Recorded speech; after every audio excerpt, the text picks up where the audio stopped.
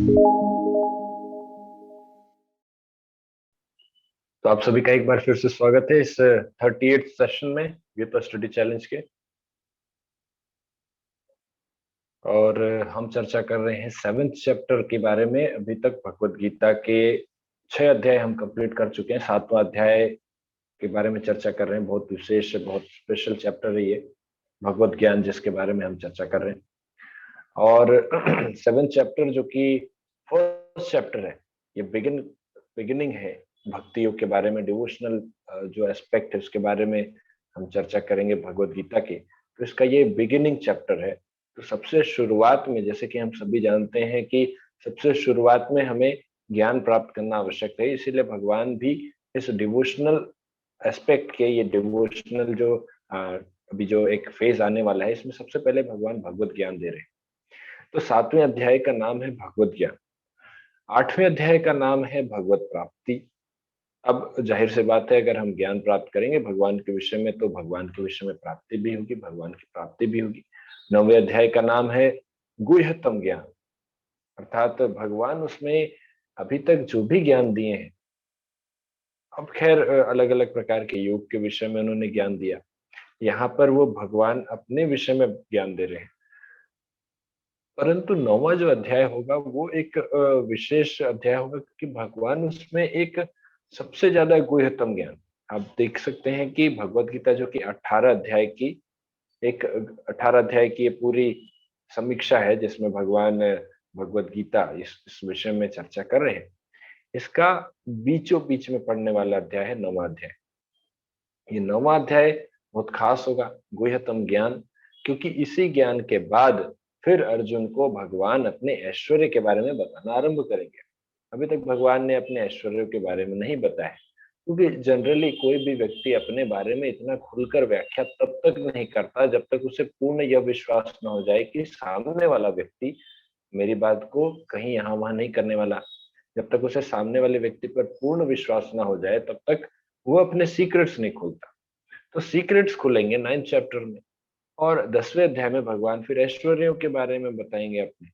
और ऐश्वर्यों के बाद फिर 11वां अध्याय जो कि विराट रूप, विश्व रूप दिखाएंगे भगवान।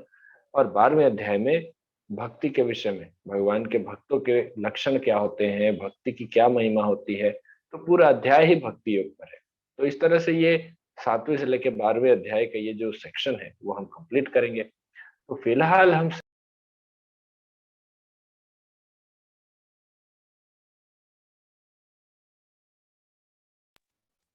अभी तक फिलहाल हमने 7वें अध्याय में कुल मिलाकर 3 सेक्शन हमने कंप्लीट किए हैं, 3 सत्र लिए हैं।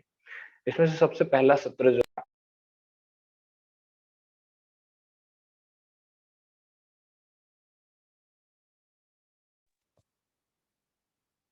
इसमें सबसे पहला जो सत्र था, इसमें भगवान ने किस प्रकार से हम भगवान को सभी जगह देख सकते हैं इसके विषय में बताया। भगवान बता रहे थे कि वो पृथ्वी में सुगंध है, बलों में सभी प्रकार के सबसे ज्यादा बलवान है, और धर्म के विरुद्ध न होने वाला ऐसे वो काम है। इस प्रकार से भगवान ने अनेक प्रकार की व्याख्याएं की है वहां पर, कि हम उन्हें किस प्रकार से देख सकते हैं। भगवान कहते हैं मैं जल में स्वाद हूँ। तो ये सब बताने के बाद फिर भगवान बताते हैं, जो कि हमने दूसरे सत्र में देखा, कि दैवी ऐसा गुणमयी मम माया दुरत्या। भगवान कहते हैं कि जो मेरी माया है वो भी मेरी एक शक्ति है, और उसको पार कर पाना बहुत कठिन है। और इसीलिए आपको मेरी शरण ग्रहण करनी पड़ेगी, तभी जाकर आप इस माया शक्ति से बच सकते हैं। इस सत्र में हमने यह भी देखा कि 4 प्रकार के लोग होते हैं जो कि भगवान के पास शरणागत होते हैं, 4 प्रकार के लोग भगवान के प्रति शरणागत नहीं होते हैं। इसके आगे हमने सत्र में चर्चा किया कि कुछ अल्प बुद्धि लोग होते हैं जो कि देवताओं की पूजा करते हैं अपने अलग अलग प्रकार की इच्छाओं के लिए। और इन इच्छाओं की पूर्ति के लिए चूंकि वो देवताओं के पास जाते हैं, और देवताओं के पास एक सीमित शक्तियां होती हैं, इसीलिए भगवान उन्हें अल्पज्ञ कहते हैं, क्योंकि उन्हें पूर्ण ज्ञान नहीं होता, अल्प ज्ञानी होते हैं वो। पूर्ण ज्ञान नहीं होता, अगर पूर्ण ज्ञान होता तो वो भगवान के पास ही आते और भगवान से ही सब कुछ मांगते। क्योंकि भगवान के पास अगर कोई मांगता भी है, भगवान न सिर्फ उसे देते हैं, बल्कि उसे शुद्ध रूप में ऐसे चीज देते हैं जिससे उसका वास्तव में भला हो। तो वैसे भी कहते हैं कि भगवान हमें वो नहीं देते जो हम चाहते हैं, भगवान वो हमें वो देते हैं जो हमें उस समय पर आवश्यक होती है वो चीज। तो जो हमें जरूरी होता है भगवान वो चीज हमें देते हैं, ये नहीं कि हमें जो भी चीज चाहिए। क्योंकि चैतन्य चरितामृत में एक श्लोक है, चैतन्य चरितामृत जो कि श्री चैतन्य महाप्रभु के विषय में एक बहुत प्रसिद्ध ग्रंथ है बंगाल में। श्री चैतन्य चरितामृत में कहा गया है कि चैतन्य महाप्रभु कहते हैं जीव से, अर्थात जीव अर्थात हम जैसे जो बद्ध जीव है संसार में, उनसे चैतन्य महाप्रभु कहते हैं कि आमी विज्ञ ए मूर्ख विश्व केने दिबा। ये बंगाली में जो वर्सेस है, भगवान श्री चैतन्य महाप्रभु कहते हैं कि मैं तो विज्ञ हूँ, अर्थात मैं तो ज्ञानी हूँ, और ये मूर्ख है। तो ये चैतन्य महाप्रभु कोट करते हैं कि भगवान इस तरह की बातें कर रहे हैं। भगवान कृष्ण कहते हैं कि आमी विज्ञ ए मूर्ख विश्व विश्व केने दिबा, कि मैं ज्ञानी हूँ, लेकिन ये जो जीव है इसका स्वभाव मूर्ख स्वभाव है, और मैं इसको विष क्यों दूं। ये भले विष मांगे मुझसे, किसी भी प्रकार की कोई भी इच्छा करे, वो तो विष के प्रकार है, विष के समान है। जैसे कहते हैं ना कि जो विषय, आप अगर हिंदी में कहेंगे कोई भी प्रकार की हमारी इच्छाओं को, उसमें विषय कहा जाता है। विषय भोग, है ना, आपने सुना होगा इस तरह का शब्द। तो विषय जो शब्द है वो विष से ही आता है। विषय शब्द अर्थात इंद्रियों की तृप्ति के जो संसाधन है, उसे उन्हें विषय कहा जाता है। तो इन विषयों को हम मांगते हैं भगवान से, लेकिन भगवान क्या कहते हैं कि मैं विष क्यों दूंगा। ये मूर्ख मुझसे विष विष मांगेगा, क्या मैं इसे विष दे दूंगा? नहीं। तो भगवान आगे कहते हैं सो चरणामृत दिया विषय भुलाई दो।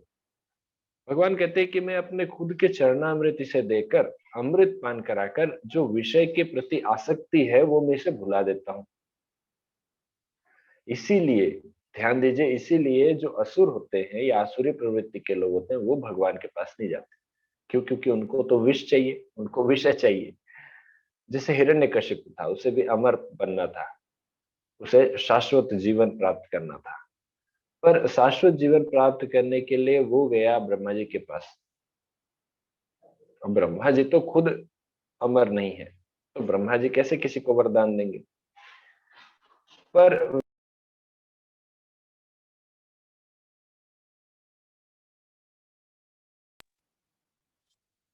वहीं हिरण्यकशिपु भगवान विष्णु के पास भी जा सकता था, लेकिन भगवान विष्णु के पास वो गया नहीं। अगर वो विष्णु के पास जाता तो भगवान उसे अमरता नहीं, लेकिन कई अभयदान तो दे ही सकते थे। तो खैर, जैसे प्रहलाद थे और हिरण्यकशिपु थे। हिरण्यकशिपु ने तपस्या किया 36,000 साल, प्रहलाद महाराज ने कुछ नहीं किया। लेकिन हिरण्यकशिपु की मृत्यु अगले 5 साल में हो गई, जब से उसने वरदान प्राप्त किया था।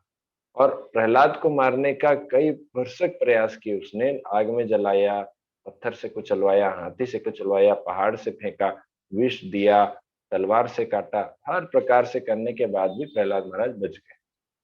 तो कहने का भाव तो यही है कि प्रहलाद महाराज अमर थे।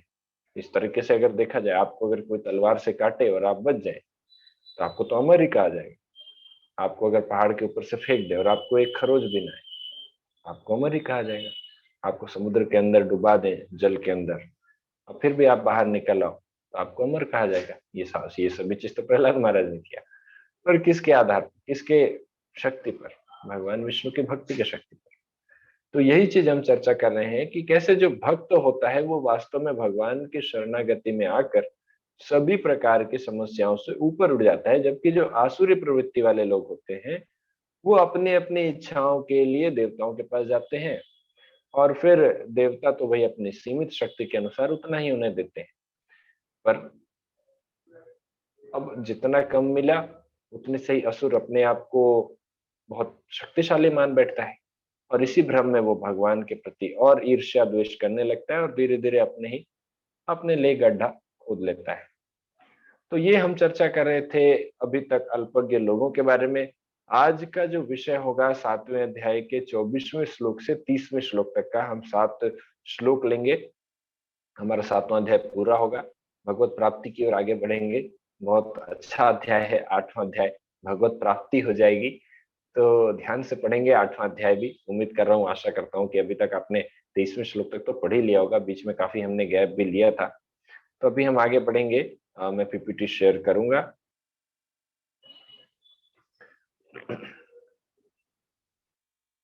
आज का जो टॉपिक होगा वो है ट्रांसेंडेंटल एसोसिएशन, अर्थात दिव्य संगति। तो देखते हैं आज के इस 7 श्लोकों में हम किस प्रकार से भगवान के विषय में हम चर्चा करेंगे। शुरुआत करेंगे श्लोक के साथ, हालांकि हमने काफी चर्चा कर ही लिया है। तो प्रार्थना के साथ हम आरंभ करेंगे। मंगलाचरण। ओम ज्ञानतिमिरन्धस्य ज्ञानाञ्जनशलाकया चक्षुरुन्मिलितं येन तस्मै श्रीगुरवे नमः। श्रीचैतन्यमनोभीष्टं स्थापितं येन भूतले स्वयं रूपः कदा मह्यं ददाति स्वपदान्तिकम्। वन्देऽहं श्रीगुरौ श्रीयुतापदकमलं श्रीगुरून् वैष्णवांश्च श्रीरूपं साग्रजातं सहगणा रघुनाथान्वितं तं सजीवं साद्वैतं सावधूतं परिजनसहितं कृष्णचैतन्यदेवं श्रीराधा कृष्णपादान् सहगणा ललिता श्रीविशाखान्वितांश्च। नमो विष्णुपादाय कृष्णपृष्ठाय भूतले श्रीमते भक्तिवेदांत स्वामिनिति नामिने। नमस्ते सारस्वते देवे गौरवाणी प्रचारिणे निर्विशेष शून्यवादी पाश्चात्य देशतारिणे। हे कृष्ण करुणा सिंधु दीनबंधु जगतपते गोपेश गोपिका कांत राधा कांत नमोस्तुते। तप्त कांचन गौरांगी राधे वृंदावनेश्वरी वृषभानुसुते देवी प्रणमामि हरिप्रिये। वाञ्छाकल्पतरुभ्यश्च कृपा सिन्धुभ्य एव च पतितानां पावनेभ्यो वैष्णवेभ्यो नमो नमः। जय श्री कृष्ण चैतन्य प्रभु नित्यानंद श्री अद्वैत गदाधर श्रीवासादि गौर वृंद। हरे कृष्णा कृष्ण कृष्ण हरे हरे, हरे राम राम राम हरे हरे। हरे कृष्ण। 7वां अध्याय का 24वां श्लोक 23वां श्लोक था, जहां पर हमने चर्चा किया था कि जो अल्पज्ञ व्यक्ति होते हैं वो देवताओं की उपासना करते हैं, और जो देवताओं की उपासना करते हैं वो देवताओं के धाम में जाते हैं, और जो भगवान कृष्ण की उपासना करते हैं वो भगवान कृष्ण के लोक में जाते हैं। आज के जो इस 7 सत्र में हमको कुछ विशेष बातें भी पता चलेगी, जैसे कि एक विशेष प्रकार के लोग होते हैं जो मोक्ष की प्राप्ति में लगे रहते हैं, जिन्हें मायावादी कहा जाता है। तो मायावाद के विषय में थोड़ा सा हम चर्चा करेंगे। जैसा कि आपने सुना होगा अद्वैतवाद, द्वैतवाद, निर्विशेषवाद। तो हम चर्चा करेंगे आज थोड़ा सा मायावाद के संबंध में, क्योंकि वो इस टॉपिक में दिया गया है, बताया गया है।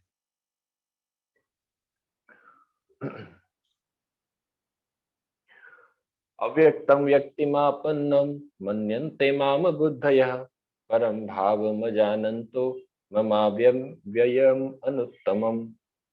बुद्धिहीन मनुष्य मुझको ठीक से न जानने के कारण सोचते हैं कि मैं, अर्थात मैं मतलब यहाँ भगवान कृष्ण, मैं पहले निराकार था और अब मैंने इस स्वरूप को धारण किया है। वे अपने अल्प ज्ञान के कारण मेरी अविनाशी तथा सर्वोच्च प्रकृति को नहीं जान पाते।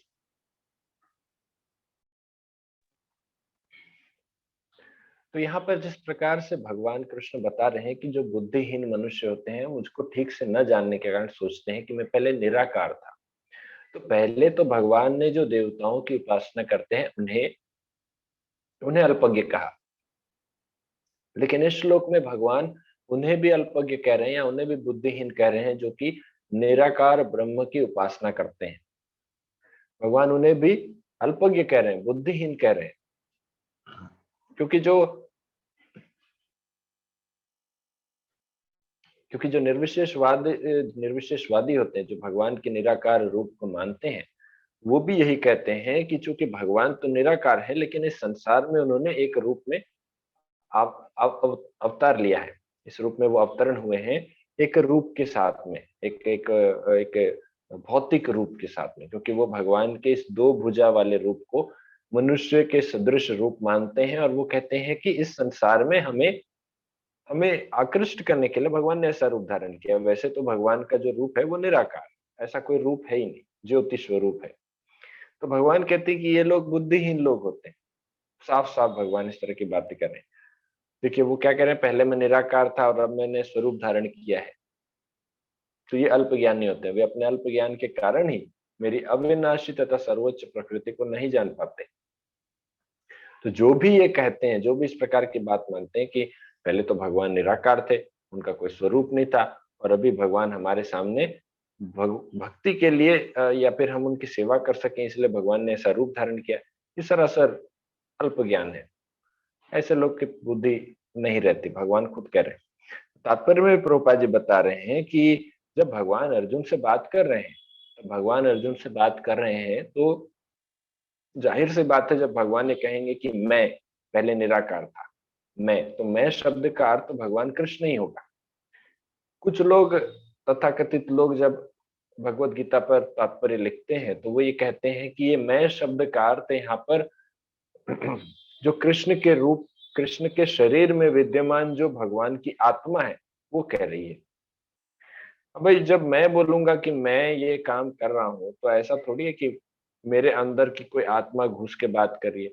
हमारे लिए हमारा शरीर और आत्मा अलग अलग है। तब हम यहाँ पर समझ सकते हैं कि हमें भगवान की भक्ति करनी चाहिए, हमें अर्थात आत्मा। तो हम अपने को, शरीर को और आत्मा को अलग अलग बात कर सकते हैं, लेकिन जब भगवान के बारे में बात आती है तो भगवान का शरीर अलग है, भगवान की आत्मा अलग है। यहाँ भी ये कौन बताता है इस प्रकार की बातें? यहाँ पर तो कहीं पर नहीं लिखा है कि भगवान की आत्मा कह रही है। इतने देर तक श्री भगवान वाच, श्री भगवान वाच, भगवान कृष्ण ने कहा, भगवान कृष्ण ने कहा, किधर बोला कि भगवान कृष्ण की आत्मा ने बोला? यहाँ पे लोग इस तरह की बातें करते हैं। आपको आश्चर्य होगा, मैंने खुद पढ़ा है। एक बार मैं किताब वितरण करने गया था, तो वहां पर जब हम भगवत गीता बांट रहे थे, एक व्यक्ति के पास एक गीता थी, गीता का नाम था गुरु गीता। उसमें उसने दिखा है कि ये देखो यहाँ पर लिखा है मैं अर्थात मुझ काल को, मेरे अंदर बैठे काल को।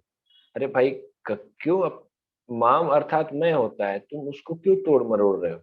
है ना, यहाँ पर आप देखो साफ साफ लिखा है, भगवान ने कहा है कि माम बुद्धया, है ना, माम बुद्धया ये शब्द आया, माम सॉरी माम बुद्धया।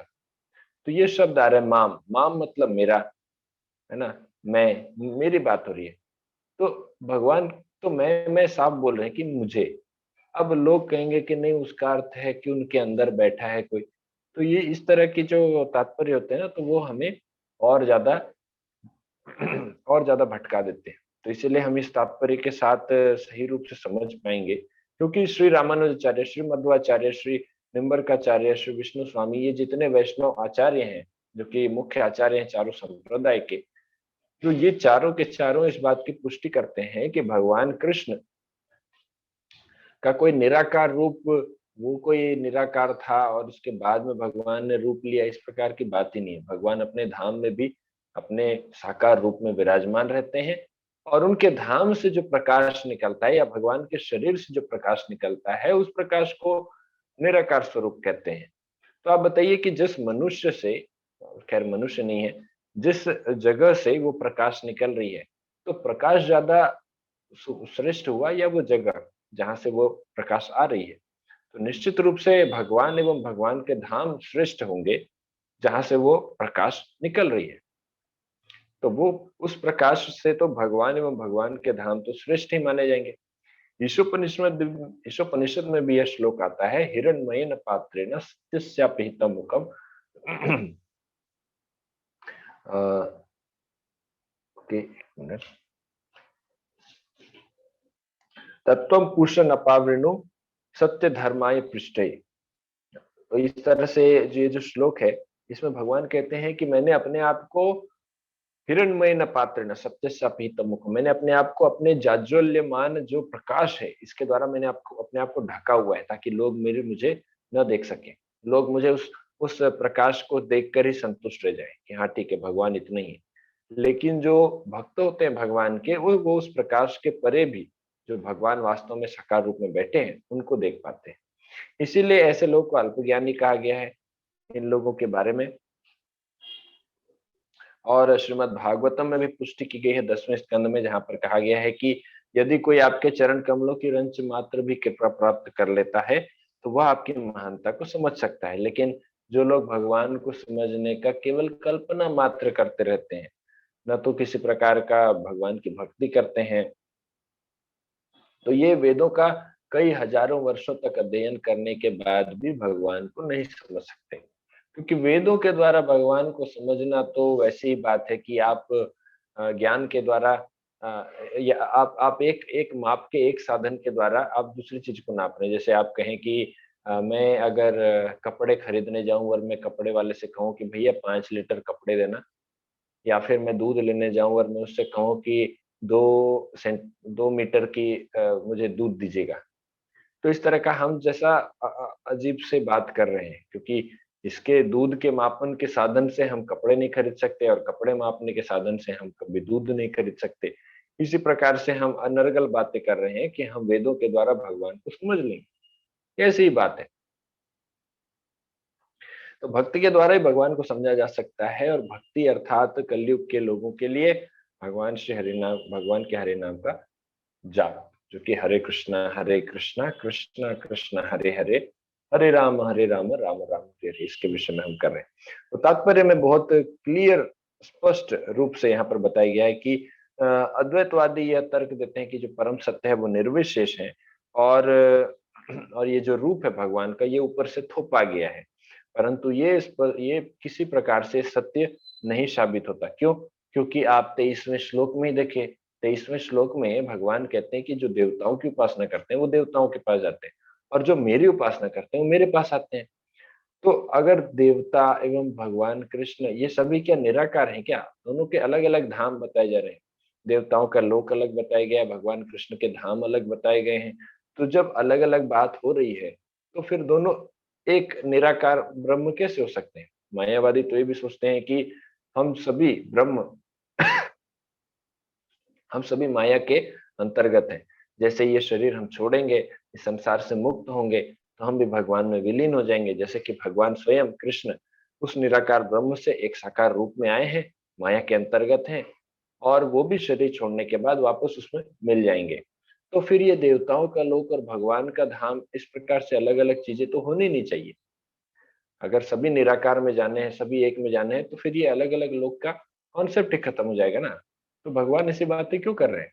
ये तो साफ साफ हम 23वें श्लोक से ही समझ सकते हैं कि सभी अलग अलग रूप में बताए गए हैं कि देवताओं की उपासना करने वाले देवताओं के पास जाएंगे, पितरों की उपासना करने वाले पितरों के पास जाएंगे, भगवान की उपासना करने वाले भगवान के पास जाएंगे। तो ये अलग अलग डिपार्टमेंट क्यों बना रहे हैं? इसीलिए क्योंकि भगवान का अलग रूप है, साकार रूप है, और भगवान का धाम है, और यही भगवान का धाम सबसे श्रेष्ठ, सबसे उच्चतम स्थान है।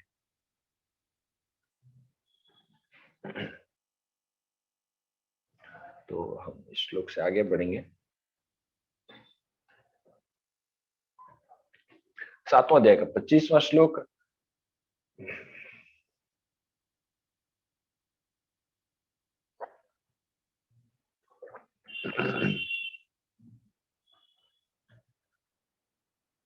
नाहं प्रकाशः सर्वस्य योगमाया समावृतः, मूढ़ोऽयं नाभिजानाति लोको मामजमव्ययम्। भगवान कहते हैं मैं मूर्खों तथा अल्पज्ञों के लिए कभी भी प्रकट नहीं हूँ। उनके लिए तो मैं अपनी अंतरंगा शक्ति द्वारा आच्छादित रहता हूँ, अतः वे यह नहीं जान पाते कि मैं अजन्म तथा अविनाशी हूँ। ये जो पिक्चर है आप लोग देख सकते हैं, जहाँ भगवान कृष्ण है, अर्जुन है और दुर्योधन है। ये पिक्चर आपको एक घटना की याद दिलाता होगा कि जब भगवान कृष्ण को लेने के लिए, अपने पक्ष में शामिल करने के लिए महाभारत युद्ध से पहले दुर्योधन और अर्जुन लगभग लगभग उसी समय पर भगवान के पास पहुंचते हैं। हालांकि दुर्योधन पहले पहुंचा होता है, परंतु दुर्योधन अपने अहंकार के कारण भगवान उस समय पर रेस्ट करते होते हैं और सो रहे होते हैं।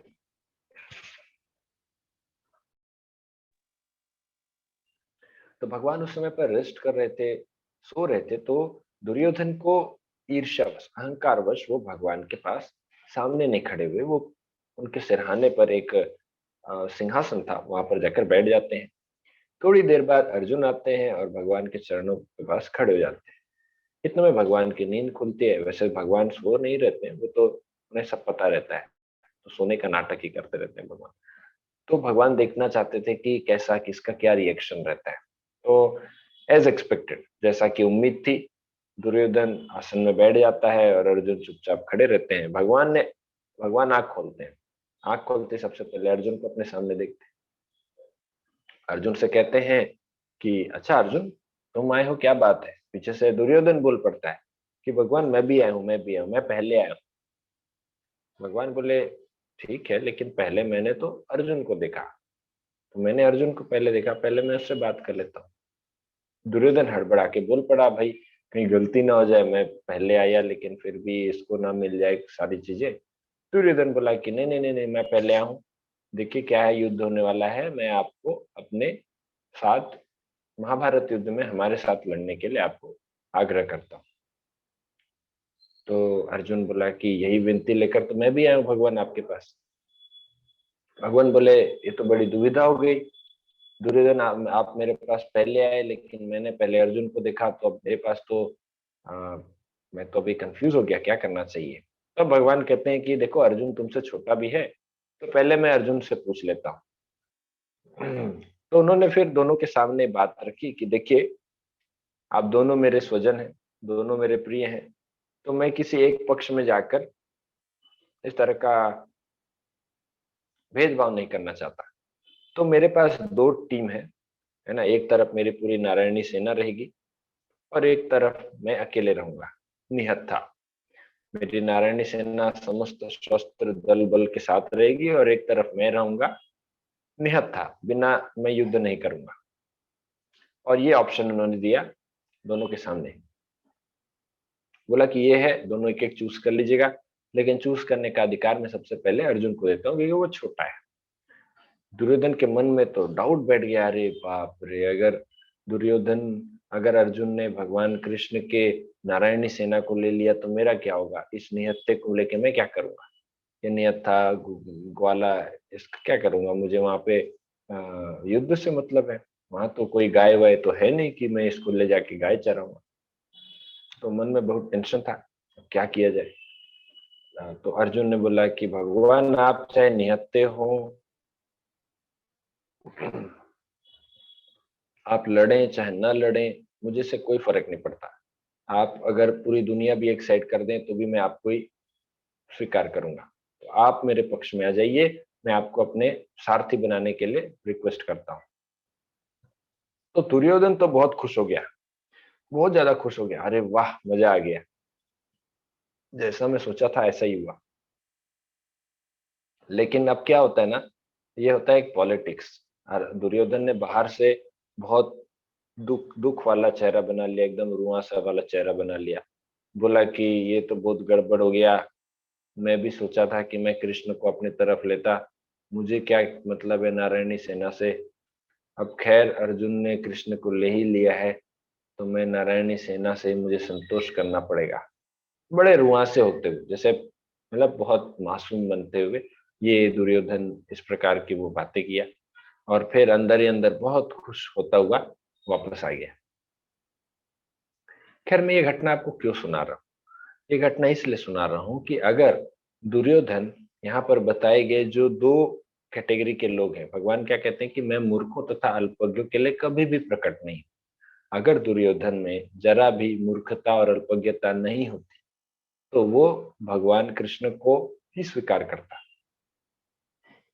अर्जुन के पास वो दृष्टि थी, वो भगवान को भगवान रूप में स्वीकार कर लिए, इसीलिए भगवान को उन्होंने ले लिया।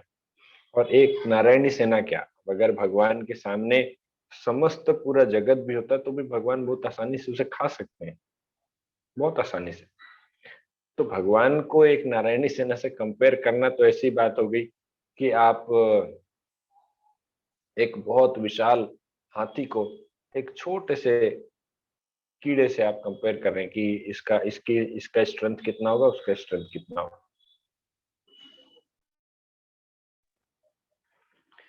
थोड़ा सा थोड़ा गले में प्रॉब्लम है, इसलिए बार बार परेशानी आती है। तो अगर अर्जुन, सॉरी, अगर दुर्योधन मूर्ख तथा अल्पज्ञ नहीं होता तो वो क्या डिसीजन लेता। और भगवान ने चूंकि यहाँ मूर्ख और अल्पज्ञ की कैटेगरी के बारे में जैसा बताया गया है कि भगवान आच्छादित कर देते हैं, अपने आप को ढक देते हैं कि वो भगवान अजन्मा तथा अविनाशी है, इस बात को लोग नहीं जान पाते। ऐसी ही बात दुर्योधन के साथ हुई। न सिर्फ एक बार हुई, बार बार हुई। जब भगवान कृष्ण शांति दूत बनकर दुर्योधन की सभा में जाते हैं, वहां दुर्योधन गुस्से में बाद में वह इस प्रकार का आदेश देता है कि इस बालक को बंदी बना लो। अब सारे अब कोई इस प्रकार की बातें करता है क्या कि भगवान को बंदी बना लो? वो ऐसा कोई मूर्ख व्यक्ति ऐसी बातें कर सकता है, तो वो साफ साफ समझ में आ रहा है कि कितना मूर्ख है। बहुत लोगों ने उसे रोकने की कोशिश की, मत करो मत करो इस प्रकार का, लेकिन उसने कहा कि नहीं नहीं, पकड़ो इसको, अभी पकड़ के रखेंगे। जब भगवान कृष्ण को वो सब पकड़ने के लिए गए, तो वहां पर क्या हुआ, भगवान ने अपना विराट रूप दिखाया। इतना विराट रूप, वही विराट रूप जिस प्रकार से उन्होंने जो महाभारत युद्ध में दिखाया था, उसी प्रकार से उन्होंने कुरुसभा में ऐसा विराट रूप दिखाया। पर इस विराट रूप को कोई देख नहीं पाया। दो तीन ही थे जो देख पाए उस समय पर, भीष्म पितामह, विदुर, ये कुछ लोग ही देख पाए, लेकिन और कोई देख ही नहीं पाया। तो ये दुर्योधन को क्या लगा कि यहाँ कोई माया हो रही है, कुछ तो जादू हो रहा है। जब आपके सामने भगवान विराट रूप भी दिखा रहे हैं तब भी आपको समझ में नहीं आता, तो आपको फिर और क्या ही कहें फिर, है ना। और कुछ कहने के लिए शब्द नहीं बचा हमारे पास।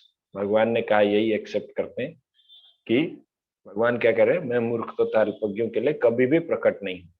पूरा विराट रूप दिखा दिए, सामने खड़े होके भगवान दिखा रहे हैं मैं भगवान, फिर भी नहीं समझ में आ रहा है। तो ये स्थिति हो जाती है मूर्खों की। अगला श्लोक, वेदाहम समतीतानि वर्तमानानि च अर्जुन भविष्यानि च भूतानि माम तु वेद न कश्चन। हे अर्जुन, श्री भगवान होने के नाते मैं जो कुछ भूतकाल में घटित हो चुका है, जो वर्तमान में घटित हो रहा है और जो आगे होने वाला है, वह सब कुछ जानता हूं। मैं समस्त जीवों को भी जानता हूं, किंतु मुझे कोई नहीं जानता।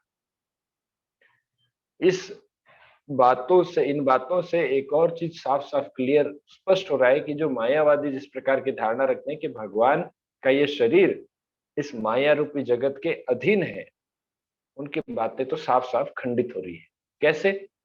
क्योंकि अगर भगवान का जो रूप है वो माया के संसार के अधीन होता, तो भगवान कैसे जान पाते जो भूतकाल में घटित हो रहा है, जो वर्तमान में घटित हो रहा है, या जो आगे होने वाला है।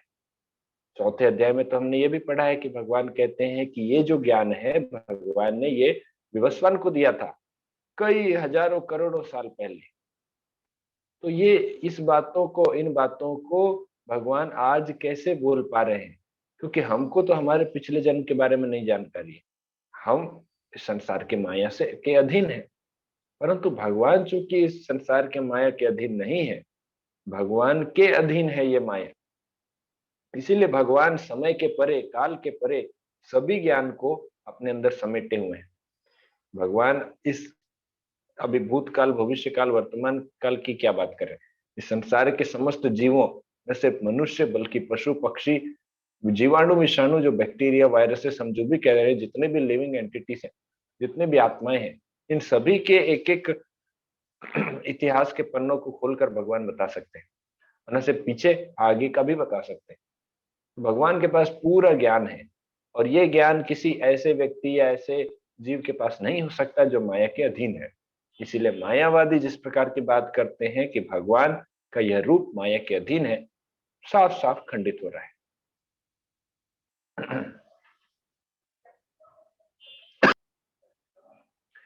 जैसे कभी कभी बादल सूर्य को ढक देता है ना। कभी कभी ऐसा होता है कि मौसम के समय में, अभी अभी जैसे रेनी सीजन है, अभी बारिश का मौसम है, तो आप देख सकते हैं कि कई बार ऐसा होता है कि जो बादल है वो सूर्य को ढक देते हैं। तो क्या इसका ये मतलब है कि सूर्य के पास शक्ति नहीं बादलों को हटाने की? ये एक भ्रम है कि बादल सूर्य को ढक देता है ना। जैसे आप यहाँ से अगर पृथ्वी से अगर देखें और अपना एक हाथ अपने आंख के सामने रख दें, तो आपको ऐसा लगेगा कि मैंने सूर्य के प्रकाश को ढक दिया है। सूर्य का प्रकाश अब मेरे पास, मेरे इन हाथों को पार नहीं कर सकता। तो ये भ्रम है या सत्य है कि आपने सूर्य को ढक दिया है? एक छोटा बच्चा भी अपने हाथ से अगर इस तरह से रखे तो वो सूर्य को ढक सकता है, उसे ऐसा प्रतीत होता है, लेकिन इसका अर्थ ये नहीं कि उसका हाथ से वो सूर्य को ढक ले। इसी प्रकार का भ्रम बादलों को होता है कि वो सूर्य को ढक सकते हैं, लेकिन जब सूर्य का प्रकाश फैलता है तो बादल छिन्न भिन्न हो जाते हैं। एक हवा के फूंक से बादल छिन्न भिन्न हो जाते हैं, तो फिर सूर्य के प्रकाश की तो बात ही क्या। इसी प्रकार से लोग ऐसी भ्रांति में रहते हैं कि जो माया का जगत है, भगवान यहाँ पर क्योंकि एक विशेष रूप के साथ आते हैं, अपने स्वयं जो द्विभुज रूप है उसी रूप में भगवान यहाँ आते हैं, परंतु लोग क्योंकि माया के अधीन है, हमारे ऊपर माया का आवरण ढका हुआ है, तो हम भगवान को समझते हैं कि वो ढके हुए। ढकी तो हमारी आंखें हैं, लेकिन हम सोचते हैं कि भगवान ढक चुके हैं माया के द्वारा। तो ये अजीब सा भ्रम है, ये अजीब सा भ्रम है जिससे हमें बाहर निकलना पड़ेगा। तब जाकर हम भगवान को वास्तविक रूप में समझ पाएंगे कि भगवान वास्तव में है कौन। अगला श्लोक में हम आगे बढ़ते हैं। इच्छा द्वेष समुत्थेन द्वंद्व मोहेन भारत सर्वभूतानि सम्मोहं सर्गे यान्ति परन्तप। हे भरतवंशी, हे शत्रु विजेता, समस्त जीव जन्म लेकर इच्छा तथा घृणा से उत्पन्न द्वंद्वों से मोहग्रस्त होकर मोह को प्राप्त होते हैं। भगवान कह रहे हैं, ये जो श्लोक है ना, ये बहुत महत्वपूर्ण श्लोक है इस संदर्भ में कि हम इस संसार में क्यों फंसे हुए हैं। इस संसार से हम बाहर क्यों नहीं निकल पाते, इसके लिए यह श्लोक बहुत महत्वपूर्ण है जानने के लिए। क्यों? क्योंकि हम इच्छा तथा घृणा, इन दो प्रकार के हमारे जो विचार हैं, एक तो इच्छा हम कर रहे हैं, दूसरा हम घृणा कर रहे हैं। तो इच्छा तथा घृणा से उत्पन्न द्वंद्वों से, अब क्या क्या द्वंद्व होते हैं, तात्पर्य अगर आप पढ़ेंगे तो आपको पता चलेगा, जैसे मान सम्मान, मान की हमें सॉरी मान अपमान, ये द्वंद्व है। मान की हमें इच्छा होती है और अपमान से हमें घृणा होती है। सुख दुख, सुख की हमें इच्छा होती है और दुख से हमें घृणा होती है। इसी प्रकार के जितने भी द्वंद्व हैं, राग द्वेष, है ना, उसके बारे में बात हो रही है। तो इनसे उत्पन्न द्वंद्वों से हम मोहग्रस्त होकर मोह को प्राप्त हो जाते हैं और इसीलिए संसार में फंसे रहते हैं। तो इसीलिए भगवान क्या कह रहे हैं, समस्त जीव जन्म लेकर आगे जो भी कारणों से, है ना, इच्छा तथा घृणा से उत्पन्न द्वंद्वों से मोहग्रस्त होकर मोह को प्राप्त होते हैं। तो हमारा ये स्टेटमेंट हम इतना ही ले रहे हैं कि समस्त जीव जन्म लेकर मोह को प्राप्त होते हैं। किस कारण से? इच्छा तथा घृणा से उत्पन्न द्वंद्वों के कारण। इन द्वंद्वों से अगर कोई बाहर निकल सकता है, तब ही वो इस सांसारिक भवबंधन से मुक्त हो सकता है और भगवान के वास्तविक स्वरूप को तब जानेगा। हम सुख की इच्छा करते रहते हैं, लेकिन इस संसार में ऐसा जगह जहां पर दुख ही दुख है, यहाँ पर हम सुख की इच्छा कर रहे हैं। ये एक पहली प्रकार की मूर्खता है। दूसरी मूर्खता ये है, हम ये नहीं जान रहे हैं कि कहाँ ढूंढना है और हम वहां ढूंढ रहे हैं, है ना। तो कहाँ ढूंढना चाहिए? भगवान के पास। हम वहां नहीं जा रहे हैं, ये दूसरी मूर्खता है।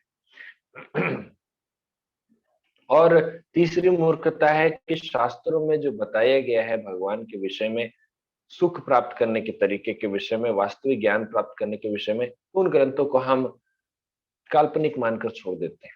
तो ये तीसरी मूर्खता है। तो ये तीनों मूर्खताओं के कारण हम धीरे धीरे और इस संसारिक जीवन में फंसते जा रहे हैं, इस दलदल में फंसते जा रहे हैं और संसार में इससे हम बाहर नहीं निकल पा रहे हैं। तो तात्पर्य में भी ये बताया गया है कि ये बड़ा दुर्भाग्य है जीव का कि वो द्वंद्व तथा ज्ञान के कारण मोहग्रस्त हो जाता है और सदैव आनंद पीड़ा जैसे द्वंद्वों में फंसकर सोचता रहता है, ये मेरी पत्नी है, ये मेरा घर है, ये मेरे कपड़े हैं, ये मेरा संपत्ति है, तो ये मेरा तुम्हारा, इस प्रकार की भावनाओं से वो ग्रस्त होकर मोह में फंसा रहता है। तो इसलिए संसार में वो दुख पाता रहता है।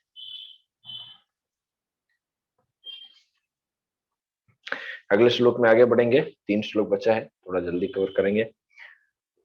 ओके, 9 बज चुके हैं। येषां त्वन्तगतं पापं जनानां पुण्यकर्मणां ते द्वन्द्वमोह निर्मुक्ता भजन्ते माम दृढ़व्रताः। जिन मनुष्यों ने पूर्व जन्मों में तथा इस जन्म में पुण्य कर्म किए हैं और जिनके पाप कर्मों का पूर्णतया उच्छेदन हो चुका है, वे मोह के द्वंद्वों से मुक्त हो जाते हैं और वे संकल्प पूर्ण पूर्वक मेरी सेवा में तत्पर रहते हैं।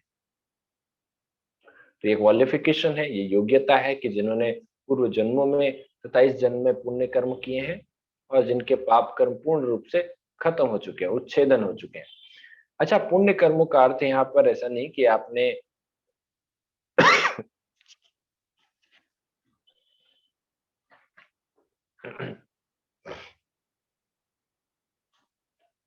पुण्य कर्म का अर्थ यहाँ पर ये नहीं कि बताया गया है कि जो हम विभिन्न प्रकार के अच्छे कर्म करते हैं जिसके द्वारा हमें कुछ चीजों की प्राप्ति हो, जैसे स्वर्ग लोक की प्राप्ति हो, तो ऐसे पुण्य कर्मों की बात नहीं हो रही है। उन पुण्य कर्मों की बात हो रही है जिनको अभी तक बताया गया है भगवान के द्वारा ही, अर्थात भक्ति योग के बारे में, कि जिसके द्वारा हम भगवान को प्राप्त कर सकते हैं, ऐसे पुण्य कर्म अर्थात दिव्य कर्मों की बात हो रही है यहाँ पर। पुण्य कर्म अर्थात ये नहीं कि आपने कितने वृक्ष लगाए, कितने हॉस्पिटल बनवाए, कितने लोगों की सेवा की, कितने लोगों को अन्नदान दिया, ये भी पुण्य कर्म में है। परंतु यहाँ पर जिस प्रकार से बातें की जा रही है कि मोह और द्वंद्व से मुक्त होने वाले पुण्य कर्मों की बात हो रही है, मोह के द्वंद्व से मुक्त होने वाली। हम तो लोगों को दान दक्षिणा भी देते हैं, अन्नदान भी करते हैं, तब भी ये भाव रहता है कि मेरा नाम होना चाहिए, छिपे हुए रूप में ही सही, कम से कम मेरे बारे में लोग जानने चाहिए कि हाँ, इन्होंने हमें अन्नदान किया था, या इन्होंने हमें हमारे लिए इतना सब कुछ किया। तो हम अपने अपने ग्लोरिफिकेशन के लिए इस प्रकार की चीजें करते हैं। तो कहीं ना कहीं सूक्ष्म रूप से, भौतिक सामान्य रूप से नहीं, सूक्ष्म रूप से ये भाव रहता है कि मेरी प्रशंसा हो। तो ये भाव अगर थोड़ा सा भी है, 1% भी है, तो भी हम उस द्वंद्व से अभी मुक्त नहीं हुए हैं। और इसीलिए ये पुण्य कर्म के बारे में जो बात की जा रही है वो भगवान के एवं भगवान के भक्तों की सेवा है। श्रीमद् भागवतम के 5वें स्कंद में भी इस बात की पुष्टि हुई है कि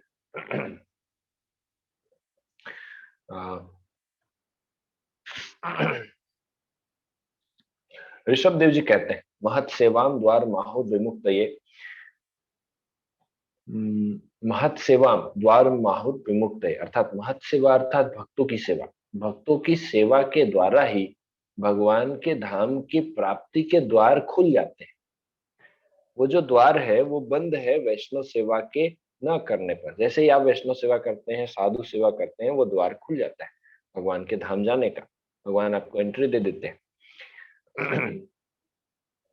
तमो द्वारम योषिताम संगी संगम, परंतु इस संसार के गहन अंधकार की ओर हम कैसे जा सकते हैं? अगर हम योषिताम संगी संगम, योषिताम संगी संगम अर्थात जो भौतिकवादी लोग होते हैं, अगर हम इनका एसोसिएशन लें, इनका अगर हम संग करें, तो हम फंस जाएंगे इस संसार के गहनतम अंधकार में। परंतु अगर हम महत सेवा अर्थात अगर हम साधु लोगों के संग करें, क्योंकि हमारा टॉपिक था ट्रांसेंडेंटल एसोसिएशन, अगर हम भक्तों का एसोसिएशन लें तो हम बहुत आसानी से भगवत धाम के जो द्वार है हमारे लिए खुल जाएंगे, हम वहां जा सकते हैं। और ये एक सतोगुण का द्वार है, सतोगुण से शुद्ध सत्व की ओर ऊपर उठते उठते उसका द्वार है। परंतु जैसे जैसे हम भौतिकवादी लोगों का संग करेंगे, वो तमोगुण घोर तमोगुण गहनतम अंधकार, इस तरह से हम डूबते चले जाएंगे। जरा मरण मोक्षाय मामाश्रित्य यतन्ति ये, ते ब्रह्म तद्विदुः कृत्सनम अध्यात्मम कर्म चाखिलम।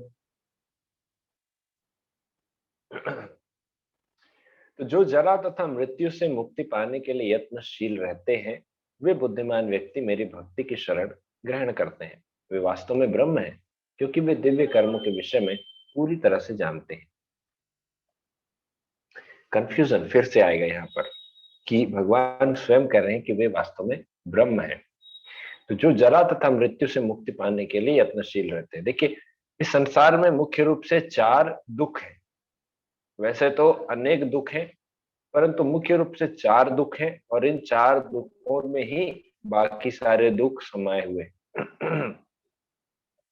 सबसे पहला दुख है जिसको हम सेलिब्रेट करते हैं, वो है जन्म।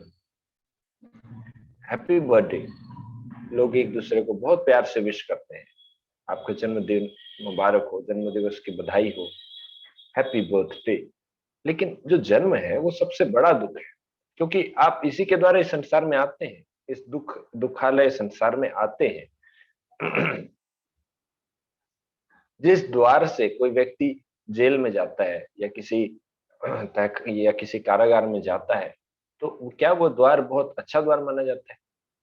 तो ये जन्म इसी प्रकार से एक द्वार है जहां से हम इस संसार में आते हैं। तो ये सबसे पहला दुख है। दूसरा जो दुख है वो होता है जरा, अर्थात डिजीज, बीमारी। जन्म के साथ ही हमारे शरीर से ही कई प्रकार की बीमारियां जुड़ी रहती है, और यही बीमारियों में अलग अलग प्रकार के हजारों लाखों टाइप के कैटेगरी आते हैं, और इन बीमारी से बचने के लिए हम कई प्रकार के उपाय करते हैं, इसमें भी हमारे शरीर को कई कष्ट होता है।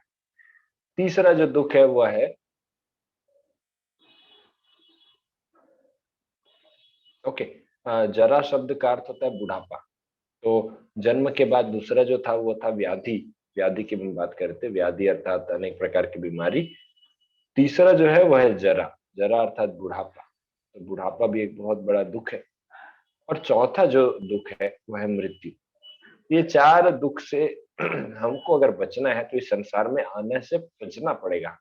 इस संसार के जन्म मृत्यु के चक्र से ही बाहर निकलना पड़ेगा, तब जाकर हम इन मुख्य रूप से जो चार दुख है इनसे बच सकते हैं। तो जो इनसे मुक्ति पाने के लिए प्रयत्नशील रहते हैं वे बुद्धिमान व्यक्ति होते हैं। भगवान क्या कह रहे हैं? वे बुद्धिमान व्यक्ति मेरी भक्ति की शरण ग्रहण करते हैं। तो वे भक्ति करते हैं, परंतु उनके लिए भगवान कह रहे हैं कि वे बुद्धिमान होते हैं और वे वास्तव में ब्रह्म है। तो देखिए, अब ये जो ब्रह्म के विषय में बताया गया है उसके बारे में ये है कि जो जो शास्त्र में बताया गया अहम ब्रह्मास्मि, मैं ब्रह्म हूँ, उस विषय में कहा गया मैं आत्मा हूँ। कहा गया है कि मनुष्य को चाहिए कि वह यह समझे कि मैं ब्रह्म या आत्मा हूँ। जीवन का यह ब्रह्म बोध ही भक्ति है।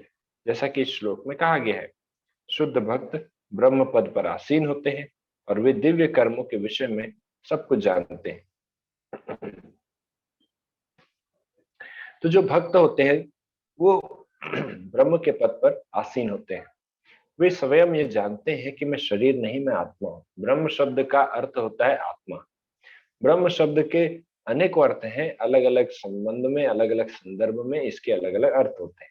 फिलहाल यहाँ पर जो ब्रह्म शब्द का अर्थ है वह है आत्मा। तो जो मनुष्य यह जान जाते हैं कि मैं शरीर नहीं, वास्तव में मैं तो आत्मा हूँ, तो वे ही वास्तव में दिव्य कर्मों के विषय में पूरी तरह से समझते हैं, और वे इस योग्य हो पाते हैं कि वो भगवान की भक्ति आगे कर सके, भगवान को समझ सके। तो भगवान ऐसे ही लोगों के विषय में बता रहे हैं। ऐसे तो भगवान ने चार प्रकार के अशुद्ध रूप से भगवान की भक्ति करने वालों के विषय में बताया है। अशुद्ध क्या? अशुद्ध रूप से भगवान की भक्ति करते कौन कौन? जो आर्त, जिज्ञासु, अर्थार्थी और ज्ञानी होते हैं। जो दुखी होते हैं भगवान के पास आते हैं, कुछ धन की इच्छा से या कुछ कुछ भी पाने की इच्छा से भगवान के पास आते हैं, कुछ जानने के जिज्ञासु रूप में आते हैं और कुछ ज्ञानी के रूप में आते हैं। ये चारों अशुद्ध प्रकार से भगवान की भक्ति करते हुए भगवान के पास आते हैं। परंतु ये भक्ति करते हुए किसी भी माध्यम से, चाहे आर्त, अर्थात, जिज्ञासु, ज्ञानी, किसी भी प्रकार से आप भगवान की भक्ति करते करते करते करते उस स्तर को पहुंच पाए जहां पर वो समझ जाए कि मैं शरीर नहीं, मैं आत्मा हूं, उसे साक्षात्कार हो जाए, तब वह शुद्ध भक्ति के स्तर पे स्थित हो जाता है। और उसी स्टेज के बारे में भगवान यहाँ पर बता रहे हैं। हमारा अंतिम श्लोक हम जो चर्चा करेंगे वो है,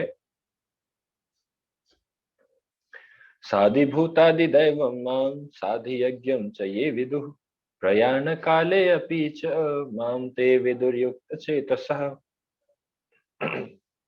जो मुझ परमेश्वर को मेरी पूर्ण चेतना में रहकर मुझे जगत का, देवताओं का तथा समस्त यज्ञ विधियों का नियामक जानते हैं, वे अपनी मृत्यु के समय में भी मुझ भगवान को जान और समझ सकते हैं।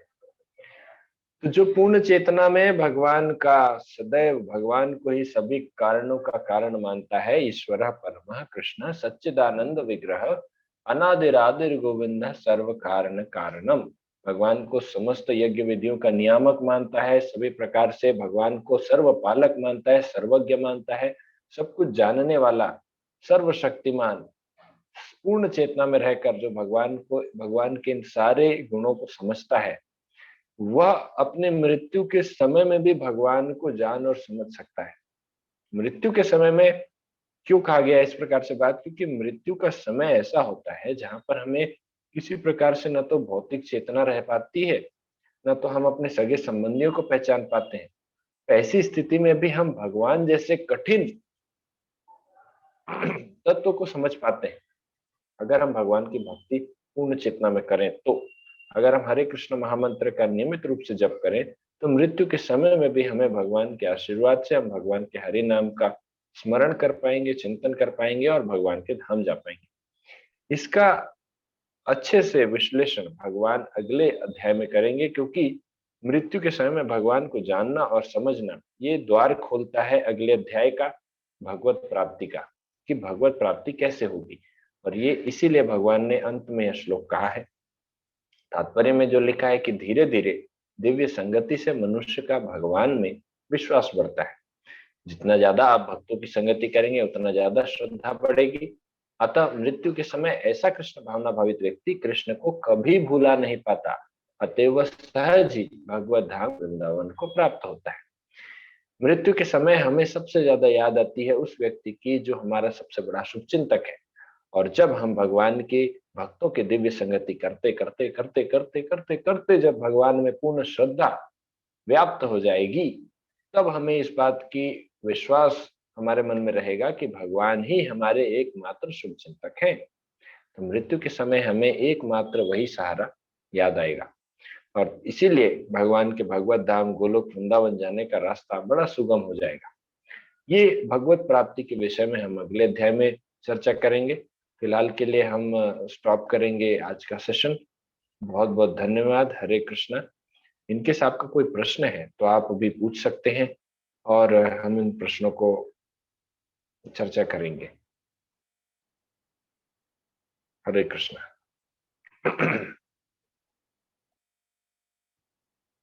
कोई भी प्रश्न हो आप चैट बॉक्स में डाल सकते हैं। ओके, यहाँ पर एक यस, मैं अनम्यूट कर रहा हूँ। हाँ निखिल। हरे कृष्णा। हरे कृष्णा। आवाज आ रही है? आ रही।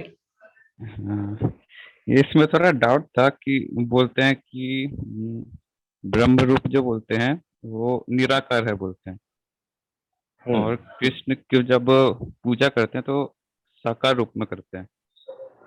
उसमें भी कृष्ण जी के तो अलग अलग रूप रहे हैं ना, बचपन में अलग रूप हैं, मतलब भगवान का शरीर भी चेंज हो रहा है।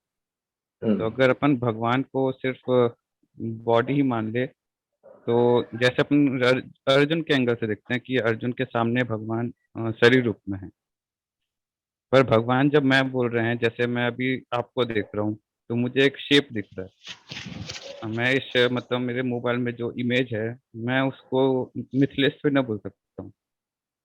तो थोड़ा इसमें डाउट है कि साकार रूप है कि निराकार रूप है।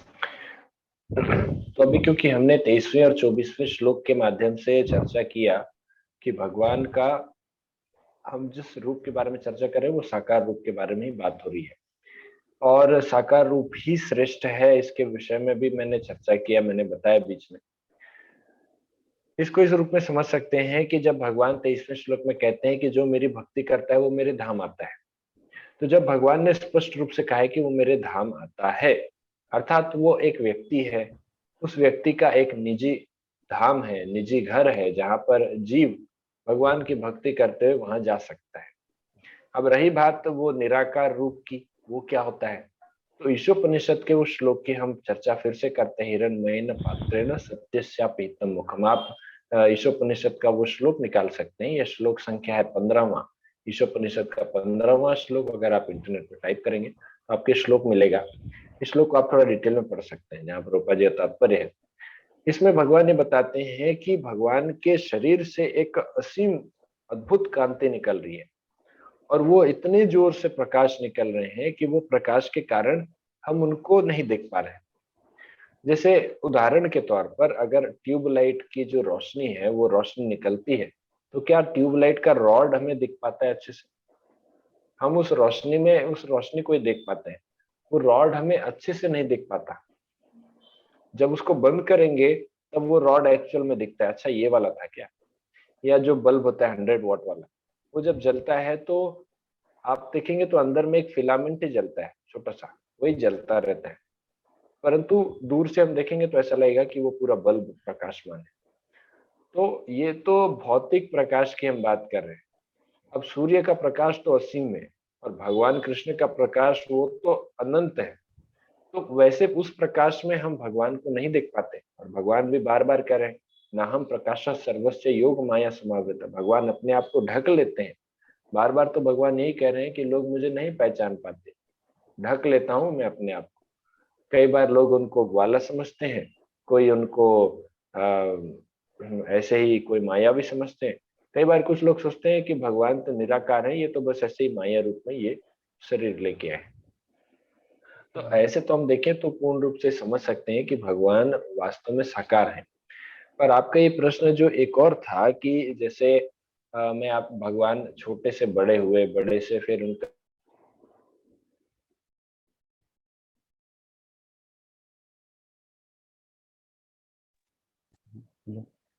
कि भगवान का एक छोटा रूप था, उसके बाद धीरे धीरे वो बड़े हुए। परंतु शास्त्रों में बताया गया है कि भगवान की जो आयु है वो 16 वर्ष से ज्यादा नहीं होती। भगवान उस समय युद्ध भूमि पर करीब करीब 100 वर्ष की आयु के लगभग थे जब वो युद्ध कर रहे थे कुरुक्षेत्र में, या 90 या 100 वर्ष के।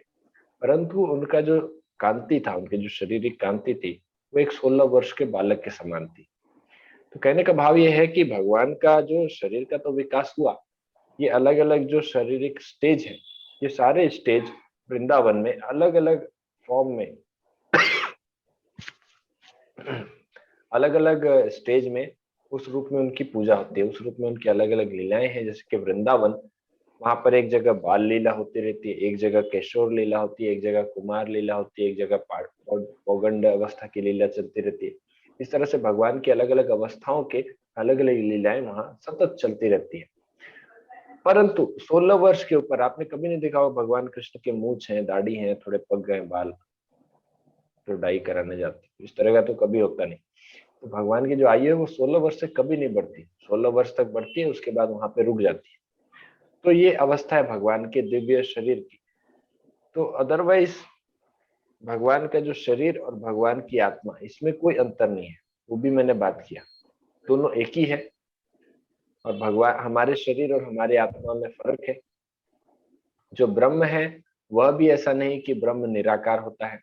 ब्रह्म अर्थात जो आत्मा है, मतलब अगर हम आत्मा की बात करें, ब्रह्म के तीन तीन अर्थ हैं। फिलहाल अभी हम बात करेंगे, तीन अर्थ के बारे में बात करेंगे। पहला जो ब्रह्म का अर्थ होता है वो भगवान के विषय में, दूसरा ब्रह्म का जो अर्थ होता है वो हमारे स्वयं आत्मा के विषय में, तीसरा ब्रह्म का जो अर्थ होता है वह होता है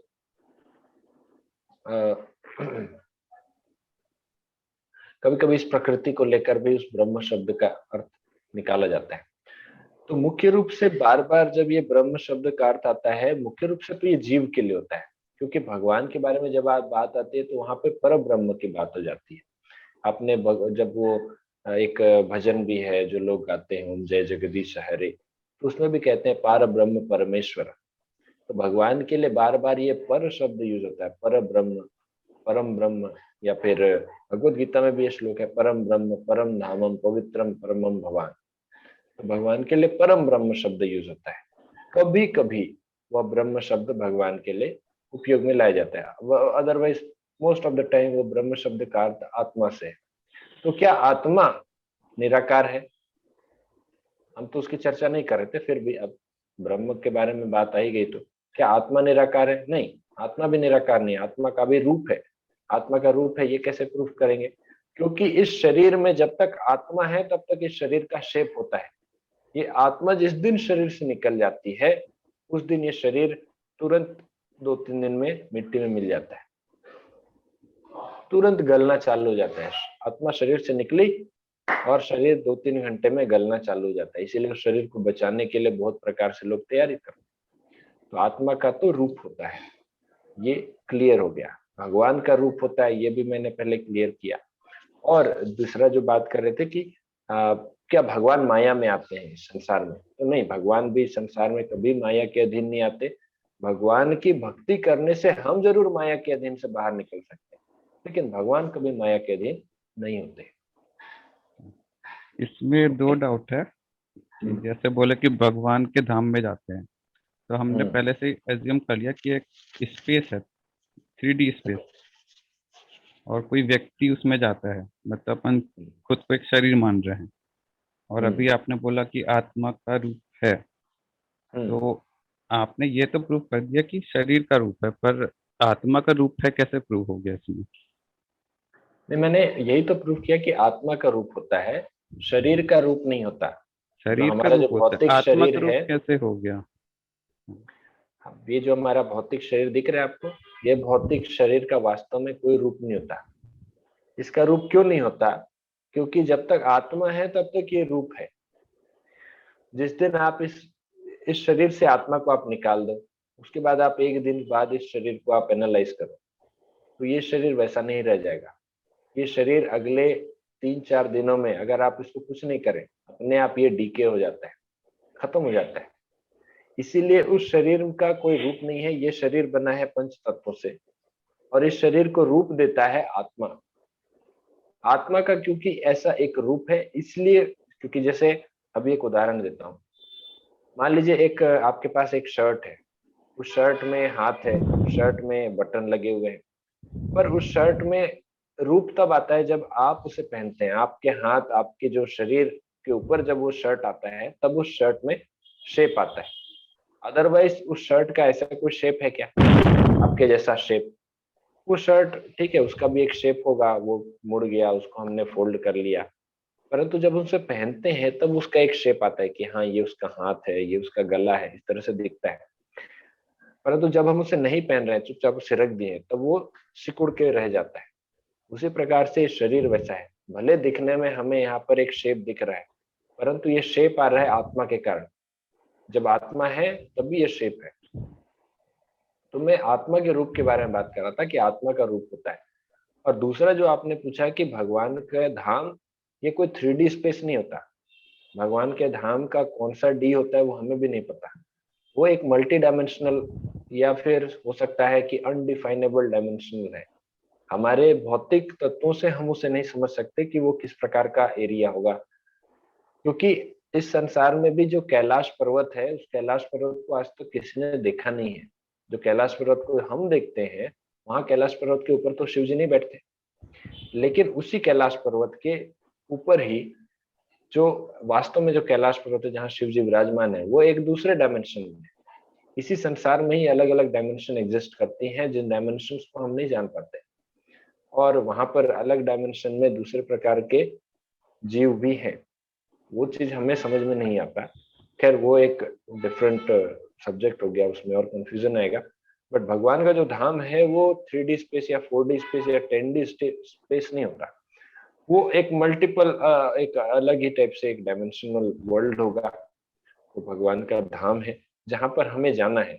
परंतु वहां पर सभी सजीव रूप में जाते हैं। सजीव अर्थात जितनी आत्माएं हैं उन सभी का, सॉरी, सजीव कह रहा हूँ, वो जितनी आत्माएं हैं सभी का रूप होता है। तो शरीर, एक शरीर होता है, वो शरीर अलग प्रकार का शरीर होगा। ये जो शरीर है हार्ड मांस वाला, ये शरीर नहीं। हार्ड मांस वाला शरीर जो है ये तो इस संसार में मिल जाएगा। ये स्थूल शरीर है। सूक्ष्म शरीर का भी एक रूप होता है जो अलग अलग जगह भटकता है भूत प्रेत के रूप में।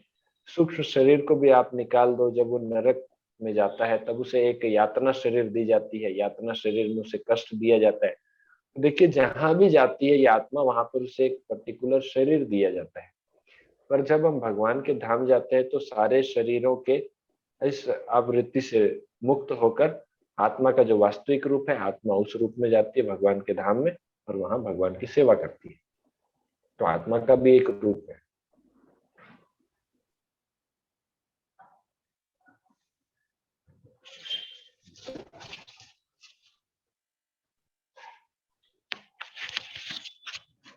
फिजिकली डिफाइनेबल नहीं होगा, परंतु रूप है।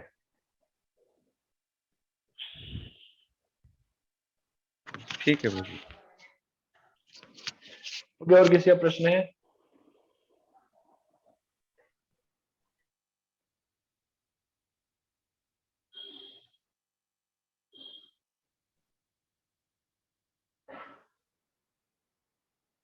और कोई प्रश्न?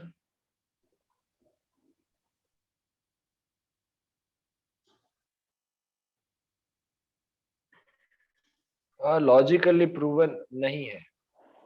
लॉजिकली, क्योंकि लॉजिक्स हमारे वहीं तक जाएंगे जहां तक हमारी सोच, जहां तक हमारा ये फिजिकल डायमेंशन, फिजिकल वर्ल्ड में लॉजिक कहाँ तक काम करते हैं, जहां तक हमारे इमेजिनेशन रहते हैं, जहां तक हमारे सोच विचार चलते हैं। लेकिन आत्मा या भगवान के विषय में जब हम बात करते हैं तो वो पूर्ण रूप से वो एक अलग ही मैटर हो जाते हैं। जैसे आप मैटर और एंटी मैटर पढ़ते हैं साइंस में, तो मैटर के विषय में आप जानते हैं, लेकिन एंटी मैटर के विषय में कोई नहीं जान पाता। उसके बारे में हम ना प्रूव कर सकते हैं, कुछ भी नहीं जान सकते एंटी मैटर के बारे में। तो वैसा ही कुछ है जो कि आत्मा है, क्योंकि आत्मा इज नॉट मैटर, आत्मा स्पिरिट है। आत्मा स्पिरिट है, तो कह सकते हैं कि एक प्रकार से आत्मा भी एंटी मैटर है। जो मैटर नहीं है मतलब एंटी मैटर ही कहेंगे। So spirit is a kind of anti matter element. तो हम उसको नहीं डिटेक्ट कर सकते किसी प्रकार से, तो लॉजिकली भी प्रूव नहीं कर सकते।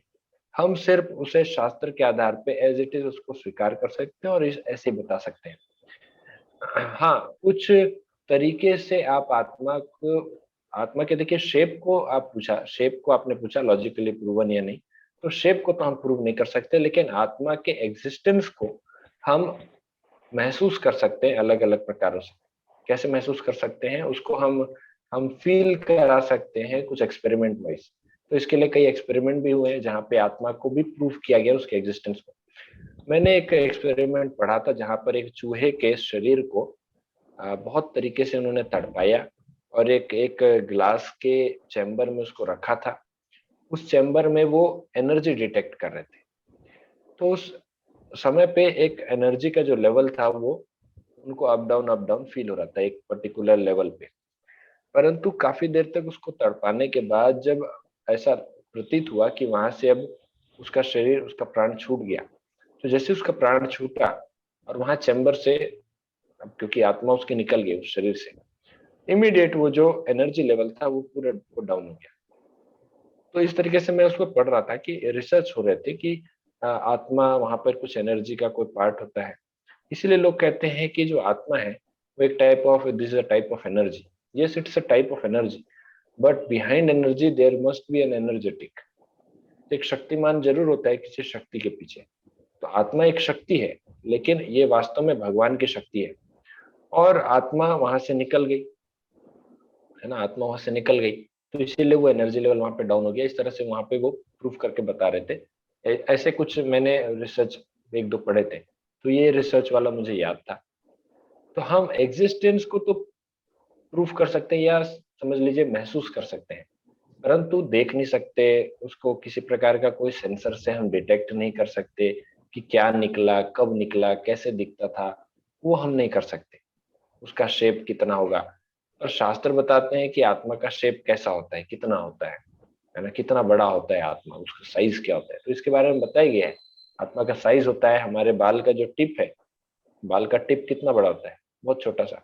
उस टिप का 10,000वां भाग करो, 10,000 टुकड़े करो उस टिप को, और उसमें से जो एक टुकड़ा होगा उतना उस साइज का आत्मा का साइज लगभग वैसा होता है। ये शास्त्रों में बताया गया 2-3 जगह। क्या वो फिजिकली या मैथमेटिकली डिफाइन कर सकते हैं हम उसने उतने छोटे से पॉइंट को? वैसे भी बाल का जो टिप होता है वो एक पॉइंट के समान होता है। उस पॉइंट को आपको काटना है 10,000 भाग में, और उसका एक भाग को आपको लेना है। तो this is something like physically unverifiable. हम उसको वेरीफाई नहीं कर सकते। कहने का भाव ये है कि आत्मा को मेजर नहीं किया जा सकता, आत्मा के शेप को आप मेजर नहीं कर सकते। इस तरह का एग्जाम्पल वहां पे दिया गया है। सो shape is actually not logically proven, logically proof नहीं कर सकते। आपका जो प्रश्न था इसके लिए मैं बता रहा हूँ।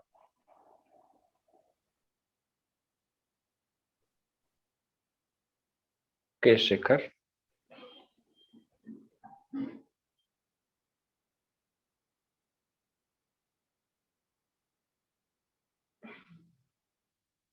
any other question? How did you experienced your atma?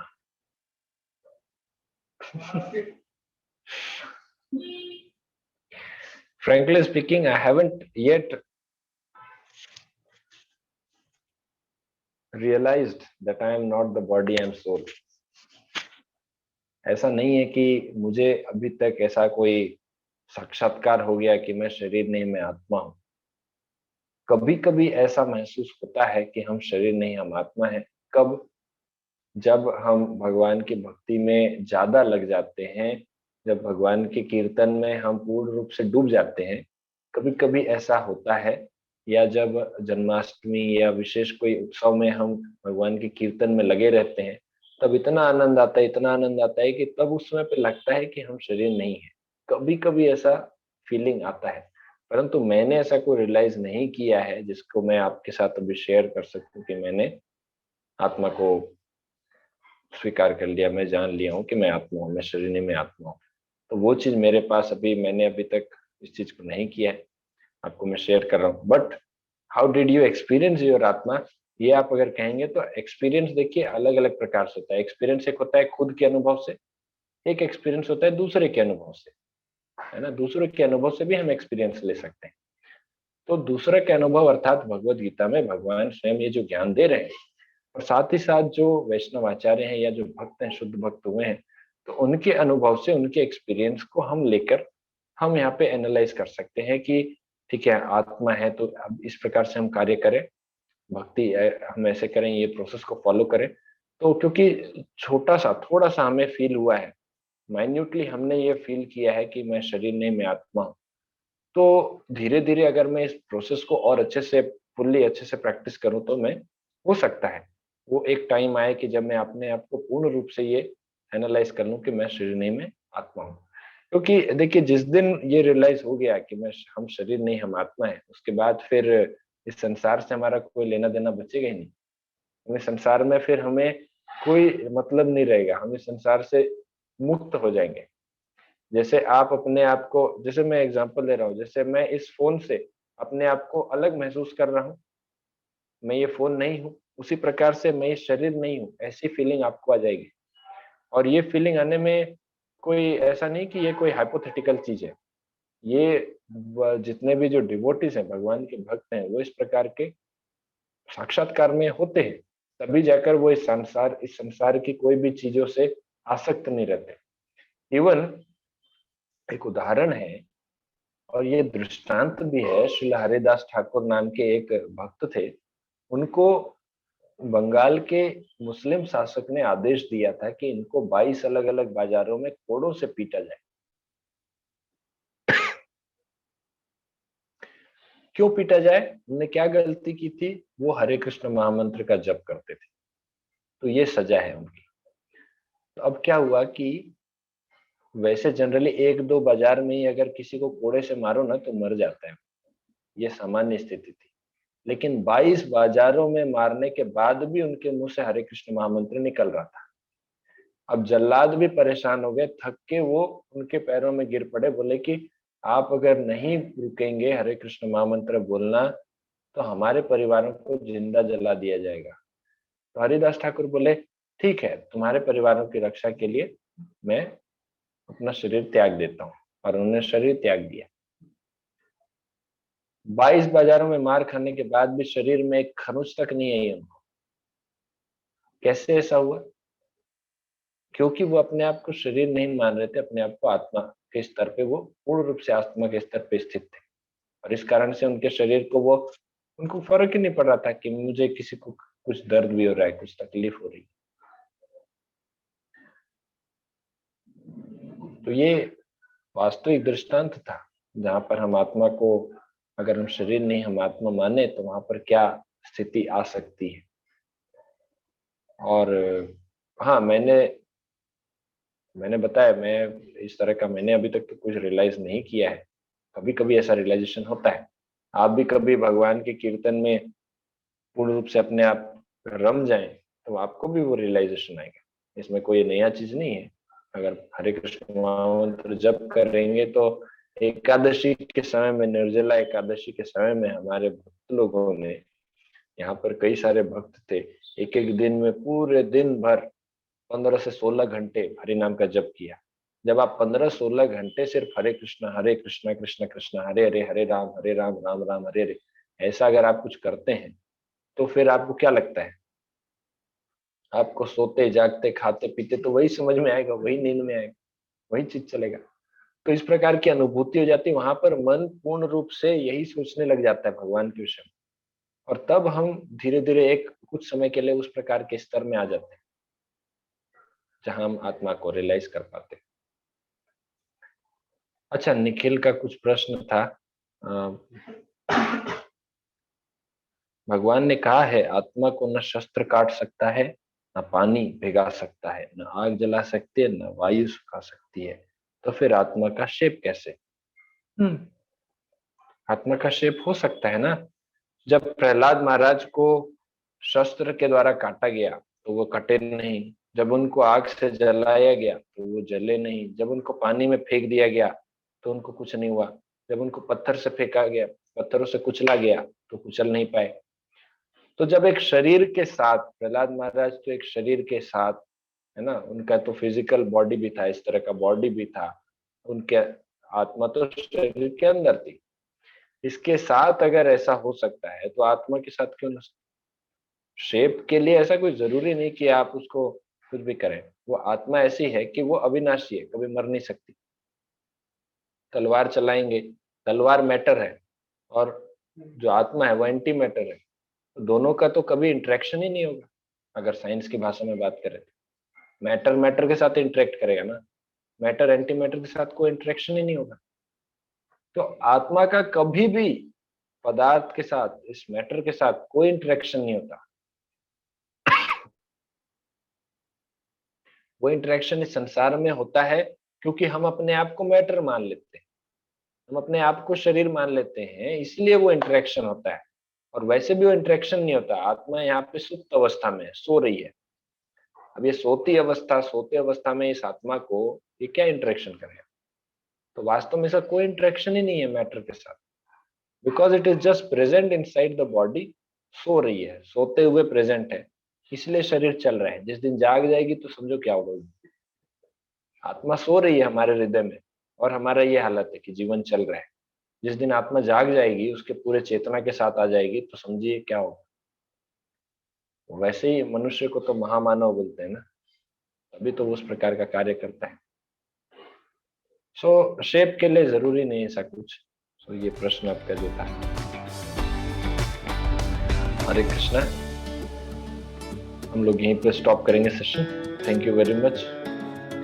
Srila Prabhupada की जय, श्रीमद् भगवद गीता की जय, हृदय गौर प्रेमानंदे, हरे कृष्ण।